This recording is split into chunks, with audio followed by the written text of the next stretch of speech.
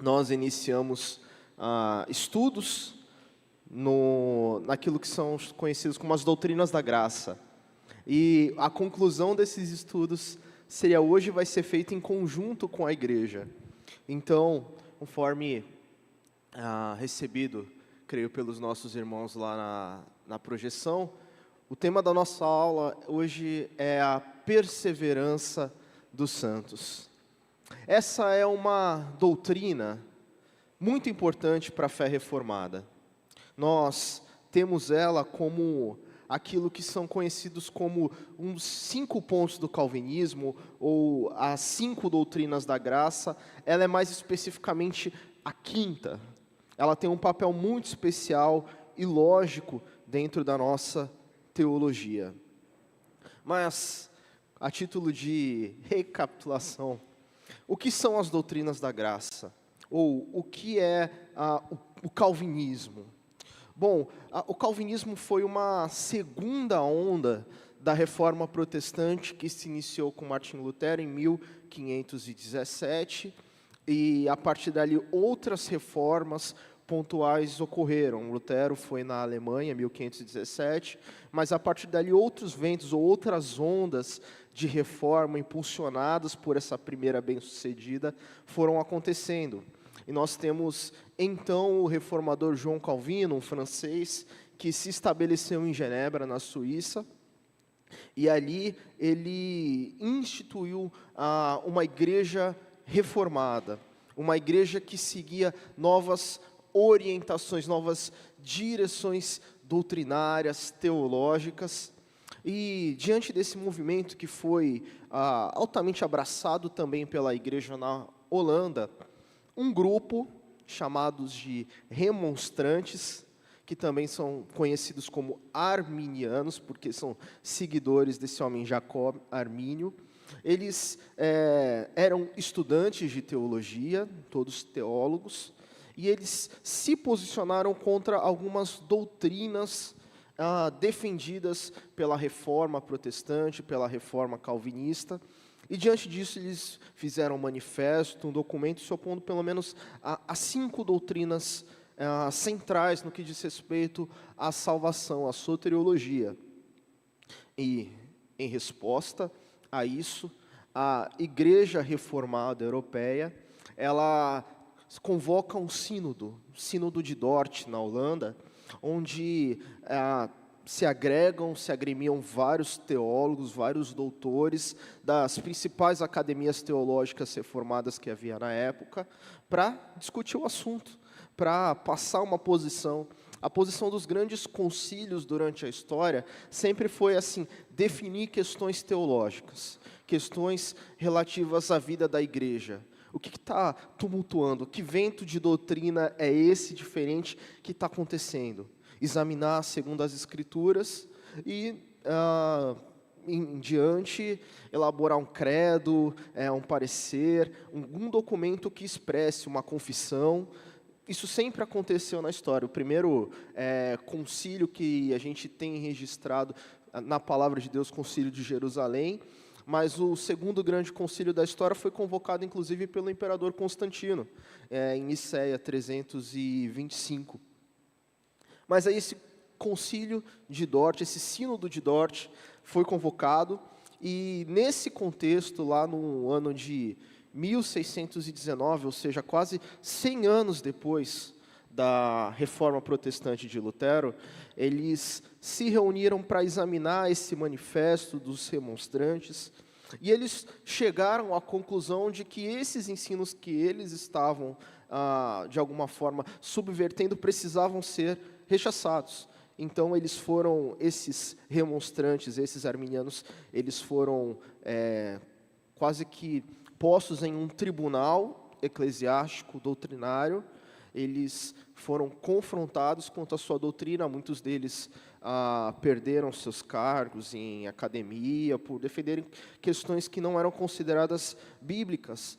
E como produto desse movimento, foram escritos os cânones de Dort. Cânones é um documento, e é um documento breve. Inclusive, a gente vai fazer alguma leitura dele ao final da aula, no que tange a essa doutrina da perseverança dos santos, que eles fizeram o quê? Eles estabeleceram, linha a linha, pelo menos em 15 parágrafos, o que seria essa doutrina que estava sendo, de alguma forma, pervertida ou corrompida pelos remonstrantes. Mas, daí, desse documento chamado Cânones de Dort, surge aquilo que nós conhecemos como as doutrinas da graça, ou os 5 pontos do calvinismo, que se formam sob esse acróstico, tulipe. Por isso que a tulipa é considerada um símbolo da igreja reformada. Ali, como os irmãos podem conferir, em inglês, obviamente, aqui se forma esse acróstico com essas 5 doutrinas, e aí ao lado você consegue ver a tradução delas, e talvez você já tenha visto, estudado algum desses pontos. E o ponto que nós vamos abordar, conversar hoje, é justamente o 5º ponto, que diz a respeito da perseverança dos santos. O que é a perseverança dos santos? Bom, antes de nós respondermos essa pergunta, eu acho que vale mais a pena uma outra pergunta, um outro questionamento. O quão seguro você está da sua salvação? O quão seguro você está que, se os seus olhos se fecharem hoje para essa vida, você vai estar na eternidade? Ou que, diante das coisas que aconteçam na sua vida, você vai continuar firme nesse caminho? Que certeza que nós temos que, se nós morrêssemos hoje, nós estaríamos salvos? Existem muitas correntes, muitas igrejas, e eu vejo, eu tenho percebido por aí, muitas pessoas inclusive com um temor, e a palavra temor é muitas vezes utilizada num contexto bom, principalmente nesse contexto eclesiástico das Escrituras, mas eu vou falar assim, com muito medo, por exemplo, porque elas acreditam que, e aqui é um ponto sensível, mas eu preciso falar com os irmãos, que elas têm necessidade absoluta de se arrependerem de todo e qualquer pecado cometido nessa vida. Acontece que nós precisamos nos arrepender, só que no nosso contexto bíblico, naquilo que nós entendemos das Escrituras, o arrependimento ele nunca é uma condição da salvação, ele é um resultado, ele é um produto. Quem é salvo se arrepende. Você não é salvo porque se arrependeu, mas porque você é salvo, você se arrepende. Sabe por quê? Porque senão não seria graça. Porque se dependesse em alguma coisa do nosso desempenho, se fosse a obra sacrificial de Cristo na cruz, mais o meu arrependimento, não seria de graça. Nós somos salvos por graça. E o arrependimento, ele vem ali coladinho mesmo. Mas ele é resultado, ele é produto. A nossa salvação não está condicionada de forma nenhuma ao nosso desempenho. Mas existem muitas pessoas que vivem com isso, e, por exemplo, num contexto mais de casa, né? Teve uma discussão com o cônjuge, foi dormir, de cabeça, sabe, cabeça quente. Se naquela noite a pessoa morre, ou se de repente Cristo volta, já era. Não pediu perdão, não se arrependeu, está condenado. A doutrina da perseverança dos santos, dentre muitas outras coisas, vai nos ensinar ou vai reafirmar que aquele que foi verdadeiramente alcançado por Jesus, e dou ênfase, e vou dar ênfase muitas vezes nessa palavra, verdadeiramente, estes perseveram e têm a sua salvação garantida até o fim. Acontece que essa questão foi também uma questão bem acalorada nos dias da Reforma. Como que alguém, ou se alguém, que foi verdadeiramente alcançado pela graça do Senhor, foi salvo, foi regenerado, foi justificado, santificado pelo sacrifício de Jesus, se essa pessoa poderia cair, poderia se desviar de tal forma que perdesse a sua condição de salvo. Aquilo que nós podemos chamar de apostasia. Essa questão, ela veio daqueles dias, ela foi rechaçada, mas ela tem se apresentado nos dias de hoje.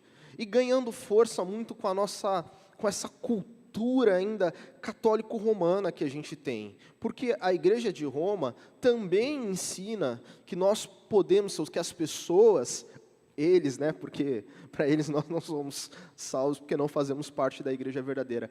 Mas eles ensinam que dentre os membros da própria Igreja, eles podem perder a salvação se cometerem aquilo que eles chamam de pecado mortal. A Igreja Católica, ela faz uma distinção entre dois tipos de pecado: pecado mortal e pecado venial. Esse pecado chamado de venial é um pecado terrível, assim como todos os pecados terríveis, mas eles não fazem a pessoa perder a salvação. O pecado mortal, que está diretamente relacionado às ordenanças dos 10 mandamentos, se uma pessoa cometer um pecado desses, e ela não se reerguer, se ela não for restaurada à graça por meio do sacramento da penitência, ela não é salva, ela perdeu a salvação e ela não vai para o céu. Essa é a doutrina ensinada pela Igreja Católica Romana, e que por vezes o nosso evangelicalismo abraça nuances desse tipo de doutrina, como se determinados tipos de pecado matassem a graça salvadora, justificadora que existe em nós, de maneira que, se de alguma forma não fôssemos restaurados pontualmente ou definitivamente, estaríamos condenados, ainda que Cristo tivesse morrido por nós. Bom, Dort responde muito bem a essa questão. Só que ela tem um problema. De certa forma, eu como pastor, eu entendo o lado de muitos pastores que são contrários a essa doutrina. Por quê? E eu confesso aos irmãos, eu já ouvi isso. Afinal de contas, abro aspas, afinal de contas, eu já sou salvo, eu estou garantido, eu não vou perder a minha salvação, eu vou viver do meu jeito. Eu já escutei isso. Um entendimento, assim, um não entendimento dessa doutrina. Você ouviu, mas você não entendeu. E essas pessoas, eu vejo pessoas usando dessa doutrina como uma justificativa para viver uma vida irresponsável, uma vida infiel. Afinal de contas, já estou com a minha salvação garantida. Um teólogo chamado Robert Godfrey, ele, com um tom de sarcasmo, ele caracterizou essa mesma sentença. Ele fala assim: olha, as pessoas estão dizendo por aí, Deus ama perdoar, eu amo pecar. Então, todas as coisas cooperam para esse bom relacionamento. Como se a forma de viver irresponsável das pessoas, à luz dessa doutrina, tornasse as coisas mais difíceis para nós. Mas o que a palavra de Deus responde sobre isso? Veja o que Paulo fala em Romanos 6, 1 e 2. Que diremos, pois? Permaneceremos no pecado para que a graça abunde? De modo nenhum, de jeito nenhum. Nós que estamos mortos para o pecado, como viveremos para eles? Acontece que, diante da dificuldade de se encarar uma doutrina verdadeira de forma responsável, muitas igrejas, pastores, têm se voltado para rejeitar a verdade bíblica de que a nossa salvação ela é garantida por Deus, em todas as instâncias, para evitar casos como dessa pessoa que eu ouvi e que com certeza existem muitas pessoas por aí, os pastores, os ensinos se afirmam, olha, fica esperto. Nós somos chamados para vigiar de verdade, mas não porque nós vamos perder a nossa salvação se nós cometermos um deslize, porque todo aquele que foi verdadeiramente alcançado pelo Senhor está salvo pelos méritos de Cristo, não os nossos. Aí, nesse contexto, surge a doutrina da perseverança dos santos, como colocada em Dort, mas alguns teólogos mais à frente, trouxeram expressões um pouco melhores para descrever essa doutrina. O nome original é perseverança dos santos. Um teólogo que gosto muito, chamado Sproul, ele fala que essa doutrina ela poderia ser melhor chamada de preservação dos santos, ou perseverança de Deus para com os seus santos.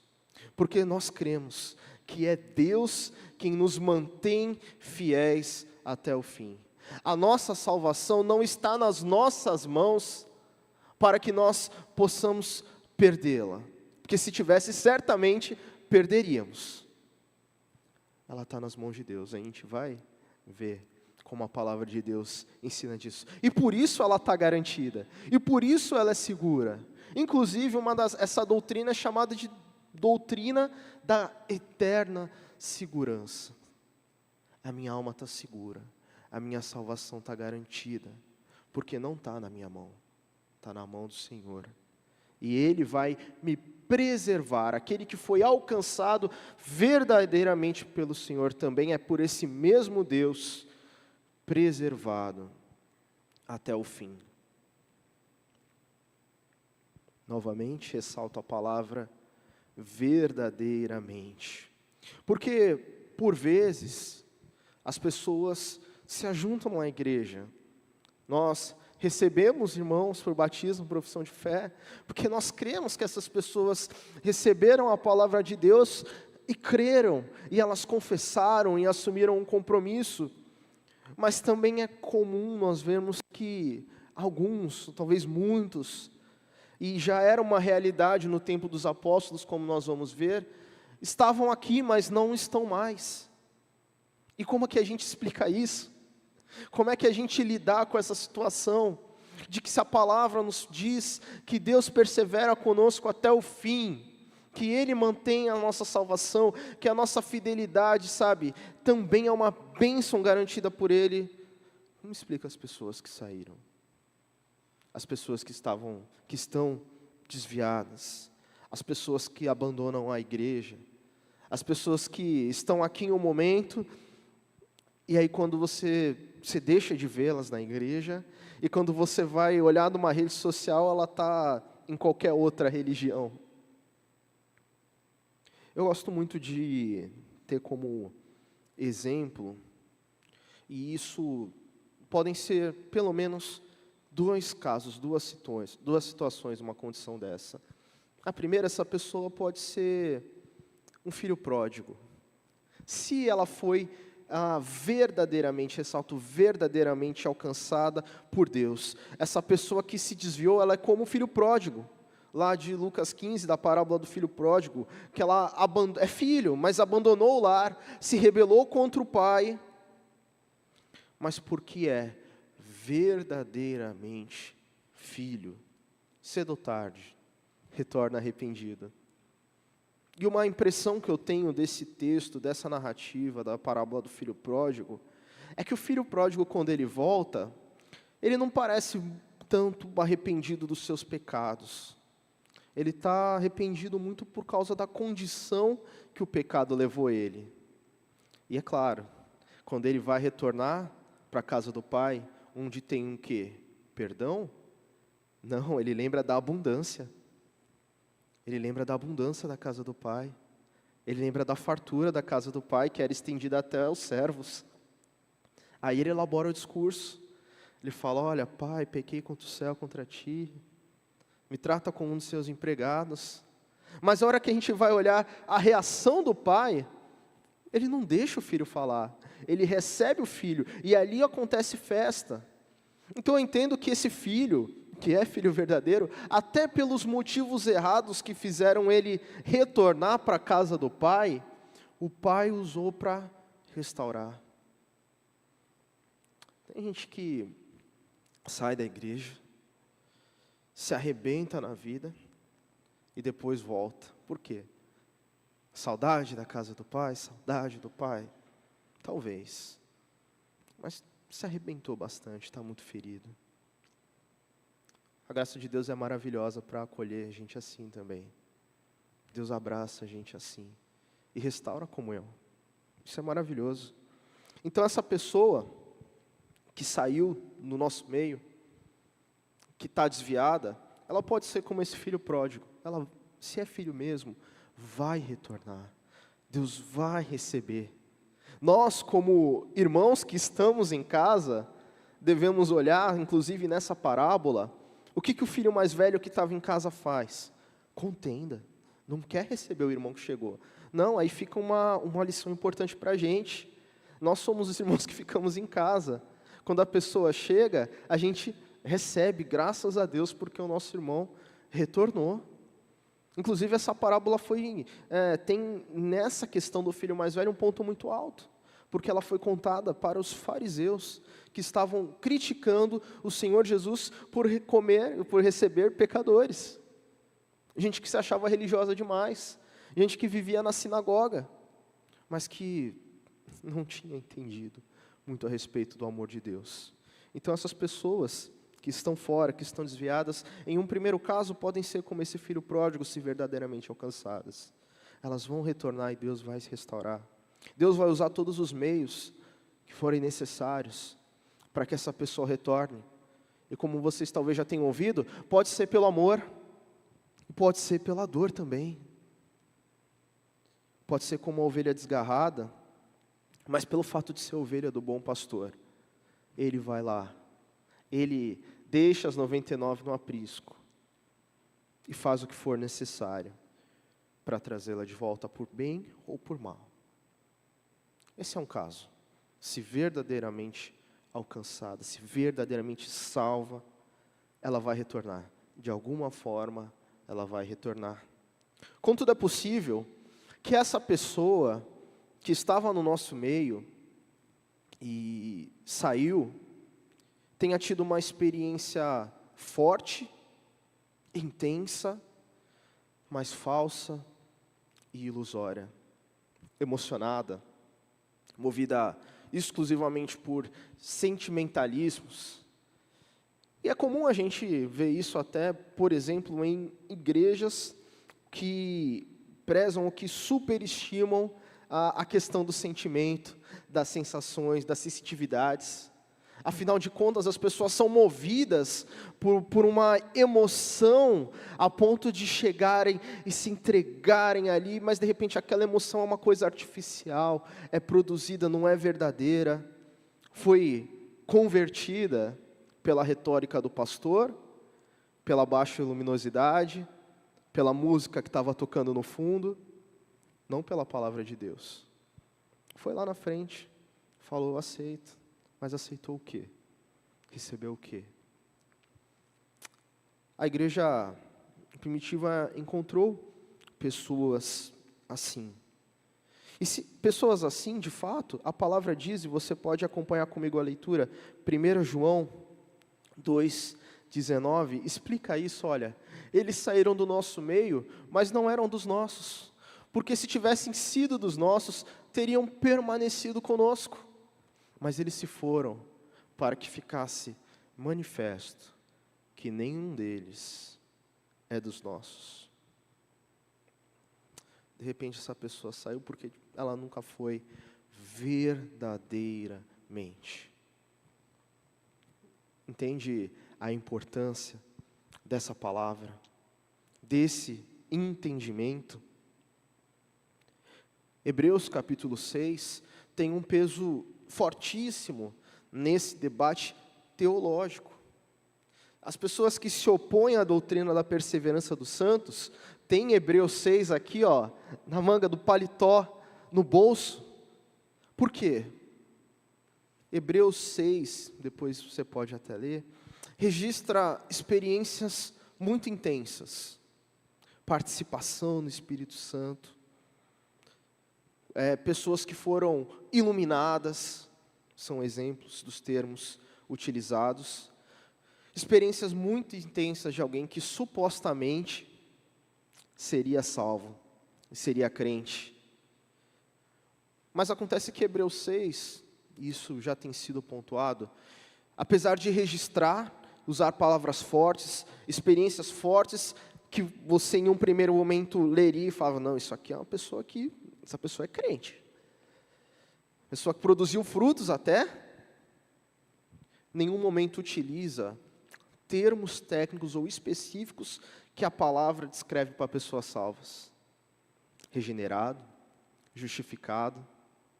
Coisas que nós vemos nas Escrituras, que fazem parte da nossa teologia explicadas.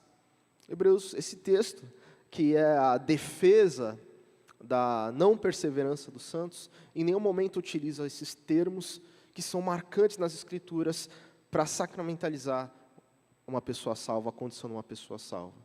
Regenerado, santificado, justificado, não usa. Fato é, queridos, que a salvação, ela é uma obra exclusiva de Deus, sem mérito nosso. Nós, depois de sermos salvos, respondemos. Respondemos com santificação, respondemos caminhando em obediência, aí é com a gente, mas é tudo produto, é resultado, nunca é condição. É um produto, é um resultado, é um fruto óbvio, inerente. Se não teve isso, se não teve mudança de vida, se não teve transformação, a conclusão que chegamos é que não teve salvação. São resultados imediatos, são resultados certos que confirmam que uma pessoa foi salva. Porque a salvação é de graça, nós não fizemos absolutamente nada para recebê-la. Nós apenas recebemos gratuitamente de Deus. E assim, também não poderíamos fazer nada para perdê-la. Porque, em última instância, a salvação não pertence a nós mesmos.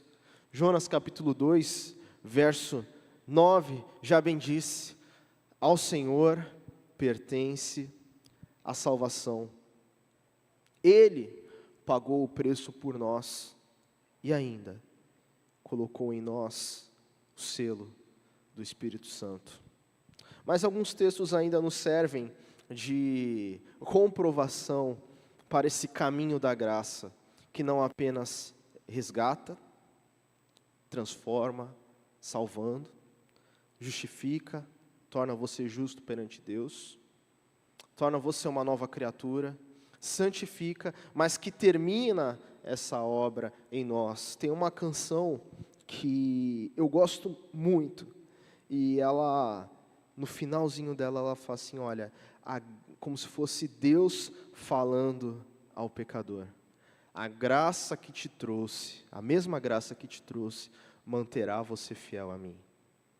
Até a nossa própria fidelidade é obra da graça de Deus. É Deus guardando o nosso coração. É Deus guardando a nossa vida em santidade. Mas vejamos Romanos capítulo 8, verso 30. E aos que predestinou, também chamou. E aos que chamou, também justificou. E aos que justificou, também glorificou. Uma sequência lógica do ensino de Paulo a respeito da salvação, que ele aborda em toda a primeira metade assim, de Romanos 1 a Romanos 11. Ele vai falando sobre a queda, sobre o que é a queda, sobre o que o pecado fez à humanidade, e sobre como Deus lida com o problema do pecado nas suas instâncias jurídicas, à medida que Ele enviou o Filho dele para morrer no nosso lugar.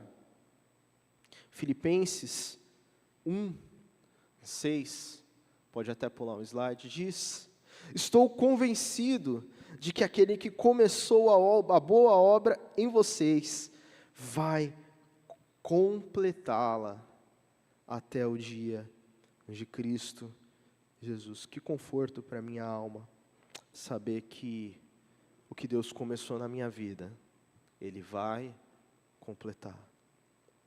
Ainda que eu me desvie, se eu me desviar, Ele vai me trazer de volta pelo amor ou pela dor. E talvez você já tenha experimentado isso na sua vida. Talvez você tenha crescido na igreja, nascido na igreja. Em algum momento, talvez na sua adolescência, na sua juventude, você pulou fora. Falou assim, eu não quero mais saber dessa história de igreja. Eu vou viver a vida do meu jeito. E hoje você está aqui. E Deus não permitiu que você seguisse esses caminhos. Mas Ele usou os meios, e você conhece os meios pelos quais Ele usou, para que você estivesse aqui hoje, louvando o Senhor pela sua graça. Mais um texto que, com muita força, reafirma a segurança da minha e da sua salvação. Efésios, capítulo 1, verso 13 e 14. Nele, quando vocês ouviram e creram na palavra da verdade, o evangelho que os salvou, vocês foram selados com o Espírito Santo da promessa, que é a garantia da nossa herança até a redenção daqueles que pertencem a Deus, para louvor da sua glória. Que texto precioso para garantir ao meu coração de que estou salvo. E eu faço algumas perguntas a esse texto. É muito interessante nós fazermos algumas perguntas para esse texto. A primeira pergunta que diante desse texto, pode retornar ao texto de Efésios 1 para a gente. A primeira pergunta é, o que acontece com estes que ouviram e creram o Evangelho e foram salvos? Eles foram selados. Até hoje, talvez, aqui hoje as pessoas não costumam usar mais cartas, mas naquele contexto bíblico, o selo era um instrumento de inviolabilidade. Significa o quê? Muitas vezes um rei, uma autoridade tinha um anel, né? E ali se queimava a cera, e ele colocava aquilo ali no fecho da carta, né? Para que aquela carta não fosse aberta, senão a pessoa a qual ela é destinada. Essa linguagem que o Senhor utiliza para falar de nós, de que nós fomos selados, de que nós somos uma remessa rumo ao céu, e que estamos selados para que no meio desse caminho não sejamos extraviados por coisa alguma. Ele mesmo garante, Ele coloca o selo, que é o quê? O Espírito Santo. O Espírito Santo é o selo, e o Espírito Santo é o penhor. Quando a palavra utiliza garantia, o texto aqui, foram selados com o Espírito Santo da promessa, ou seja, tem uma promessa no meio, e Deus é um Deus fiel que cumpre as suas promessas. Mas tem mais uma coisa ainda aí, olha só, fala sobre selo, fala sobre promessa, e fala sobre garantia. Em algumas outras traduções vai encontrar penhor. Como se, olha, eu estou dando algo para garantir que aqueles que eu resgatei vão chegar a mim. Garantia, penhor.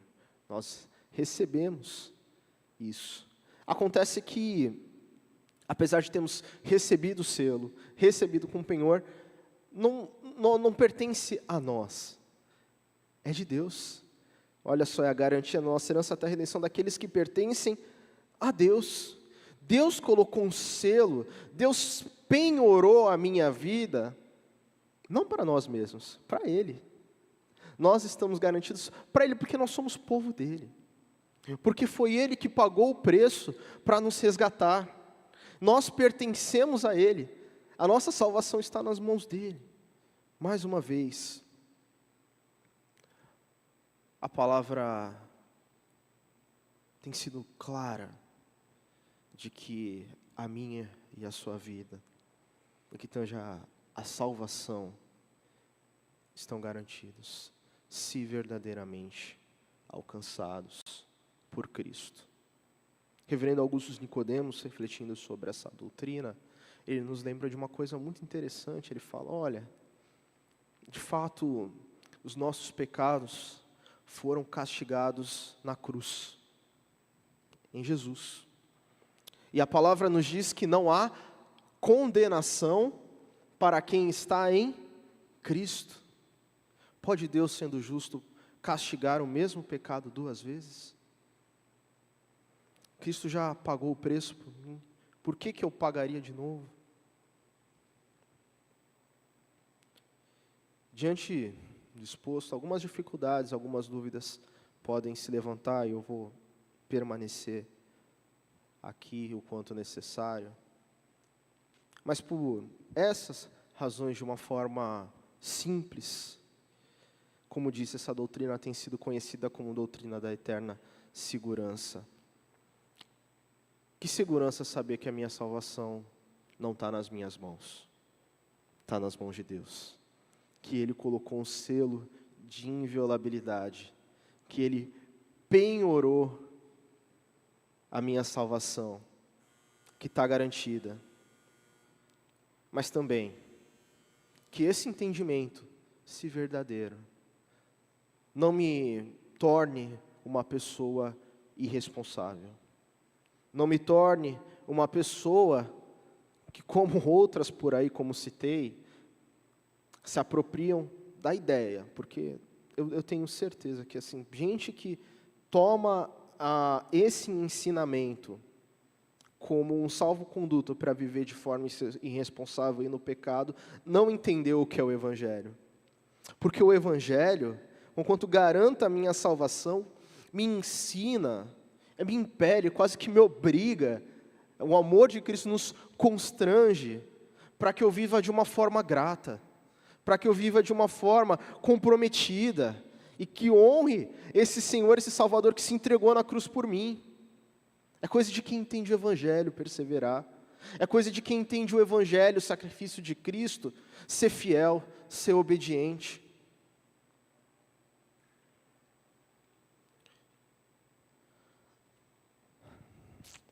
E talvez uma questão ainda fique no ar.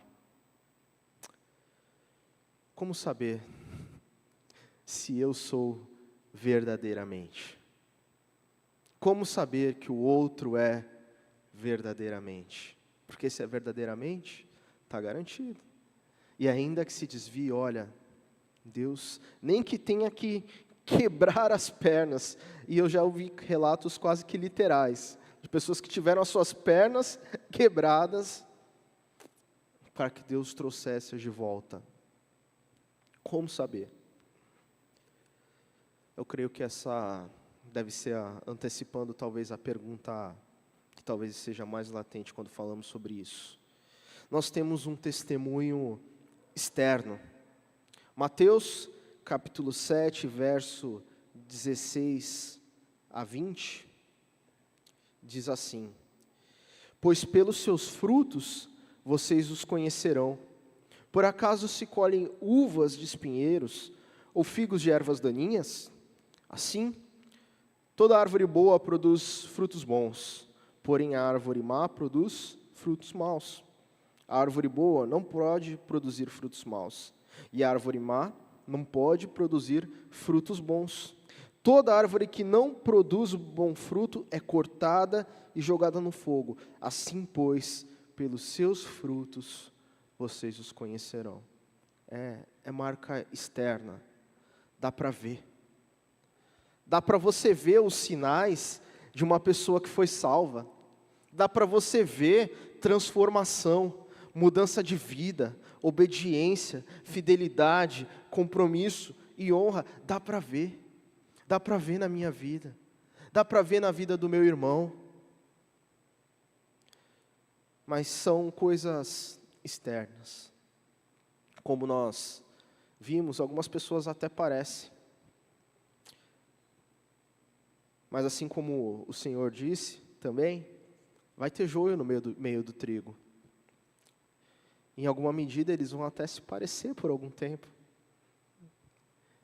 Quem vai fazer essa peneira é Deus, não somos nós. Aquilo que for evidente, sim, vamos tratar do pecado, vamos corrigir. Se há impenitência, ou seja, a pessoa que vive na prática do pecado, e ela não se arrepende mesmo quando confrontada, a orientação é bíblica, é o quê? É excomunhão mesmo. Trate como ímpio. Mas para pessoas que permanecem aparentemente fiéis, produzindo bons frutos, e não são verdadeiramente, porque pode acontecer, a gente deixa nas mãos do Senhor. Mas existe também um testemunho interno. Romanos 8,16 diz que o Espírito de Deus confirma no nosso espírito que somos filhos de Deus. Há uma paz, certeza, dá para ter. E se você de alguma forma experimenta de alguma insegurança quanto a isso, ore ao Senhor. Peça, Senhor, confirma no meu coração. Faz a minha vida produzir bons frutos. Essa talvez seja a principal questão. Mas lembre-se, queridos, é sempre a graça de Deus. Como o pastor Piacente falou, nunca é pelo nosso sangue, suor e lágrimas. A nossa salvação não é pelo sangue, suor e lágrimas que nós derramamos, mas pelo sangue, suor e lágrimas que o Senhor Jesus Cristo derramou. Um Deus fiel, que mesmo sem nós merecermos nada, estendeu sua mão graciosa de amor para nós. E segura firme até o fim. Eu quero orar com vocês. E se surgir alguma outra questão, reafirmo, estou aqui à disposição dos irmãos. Mas vamos orar. Senhor nosso Deus e Pai, nós queremos te agradecer pela Tua palavra. Porque nós temos segurança e paz de que o Senhor, que começou uma grandiosa, uma boa obra na nossa vida, vai completá-la. Porque nós que fomos chamados, fomos justificados, santificados, e pela Tua fidelidade seremos glorificados pela fidelidade da Tua palavra. Porque a nossa salvação não está nas nossas mãos, porque senão certamente a perderíamos, mas está nas Tuas, e em nós um selo de inviolabilidade, um penhor, uma garantia de que chegaremos a Ti. Nos livra, Senhor, dos desvios, para que não desonremos o Senhor, para que não soframos, nem fazemos sofrer as pessoas que estão à nossa volta.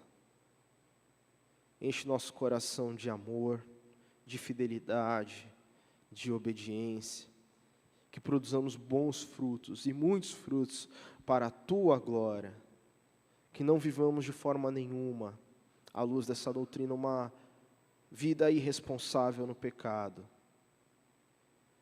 mas que, se verdadeira e confirmada em nós, o Senhor nos segure, nos preserve, nos impelindo a viver uma vida de obediência e fidelidade, cheia de amor e gratidão, pelo que o Senhor fez por nós, porque o Senhor nos amou, sendo nós inimigos e pecadores. O Senhor nos amou e enviou o Teu Filho para morrer na cruz e sofrer as excruciantes dores do castigo que era nosso. Por todas essas questões, Senhor, nós Te louvamos, Te agradecemos e pedimos que o Senhor nos confirme na Tua graça, nos preserve e persevere conosco. Em nome de Jesus. Amém. Queridos, um ótimo domingo. Estaremos mais tarde. Hoje não teremos culto das 17 horas. Então, às 19 nós teremos uma cantata, se não me engano, adultos e crianças. Isso aqui foi uma introdução, foi bonito. A noite vai ser bem mais bonito.